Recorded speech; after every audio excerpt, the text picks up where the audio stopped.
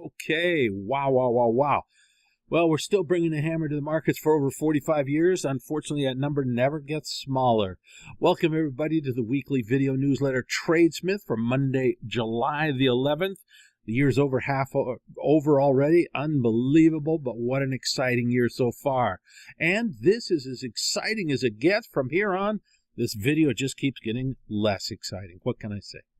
All right, first of all, we've had a little bit of a change. Not a big change from last week, but a little bit of a change. What am I talking about? Well, the purple predictor, look at that. It's going up, and the price is going down. Now, most of our indicators still remain shaky. Let's just call it shaky. And so this is not definitive yet. But I'm looking at this as a potential early warning that we're about to get the bull market back in track again. Now, the reason I don't think that's going to happen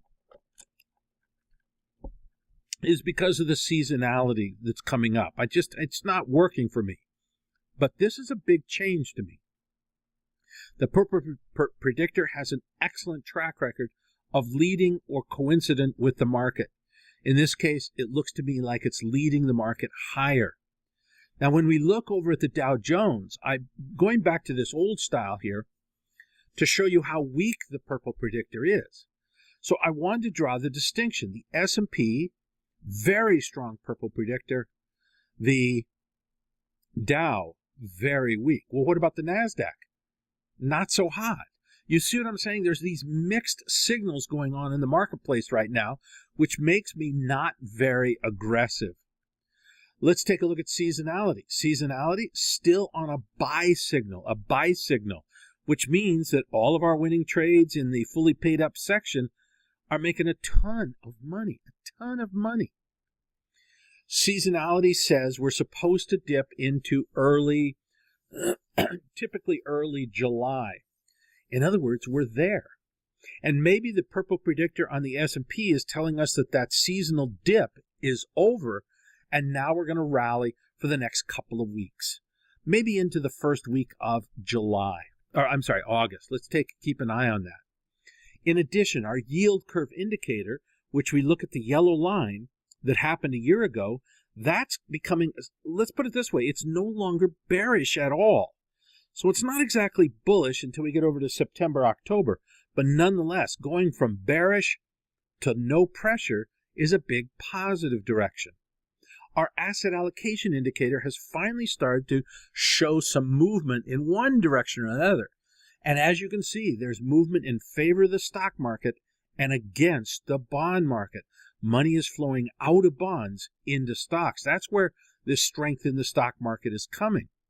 Our stock market riskdicator has exploded to the upside over the last couple of weeks, suggesting that traders are saying, hey, we want more risk. We're getting frisky over here. Let's get some wild and wacky stocks instead of boring conservative defensive stocks. Global shares, though, are still drifting lower, except for I'm starting to get pumped up about emerging market stocks again. First of all, we're forming a gigantic rectangle formation, big sideways consolidation. The purple predictor's starting to perk up, and so I think we're going to get a breakout here, not this week, but maybe in a week or two. So I'm stalking emerging markets. But as you know, I am long the Greek market. This thing is doing great. As you can see, it's one of the strongest stock markets in the world.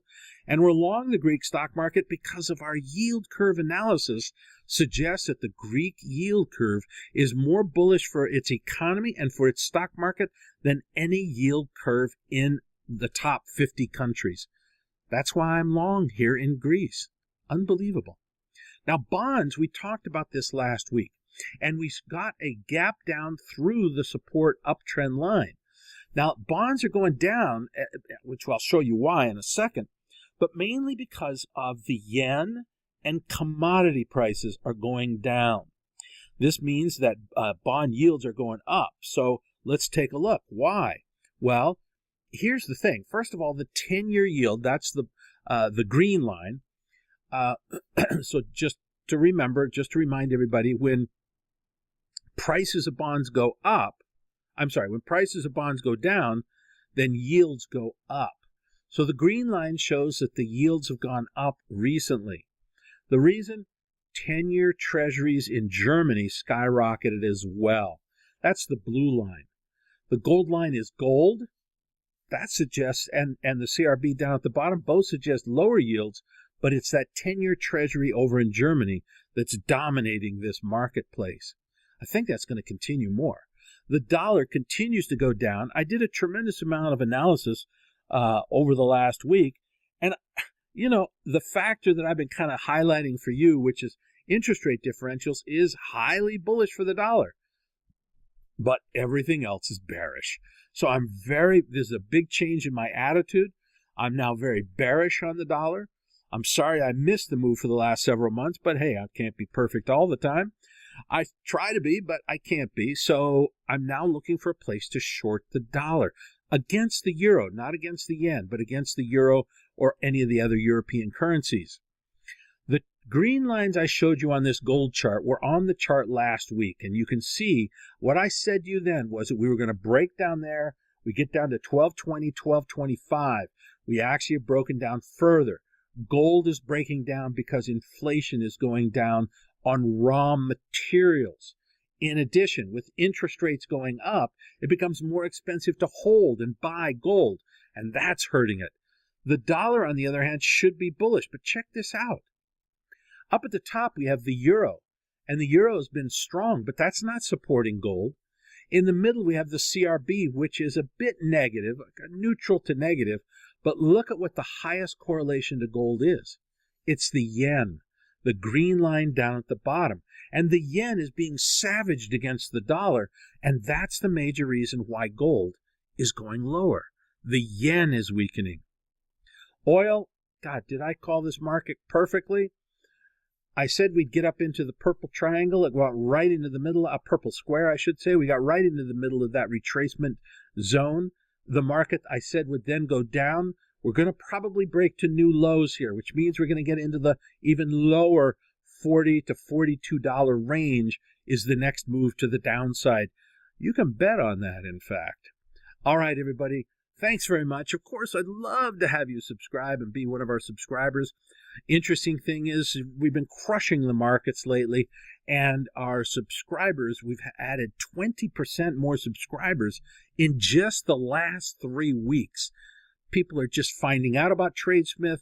They're finding out the incredible track record, the 5-star rating in iTunes, all that sort of good stuff, and they're coming in and becoming fully paid up members, which means they get to sit at the cool kid table. All right, everybody, thanks very much. Freebies still love you, but fully paid up members, hang in there for just a second. There I am in Kuala Lumpur, just cruising, just chilling in KL.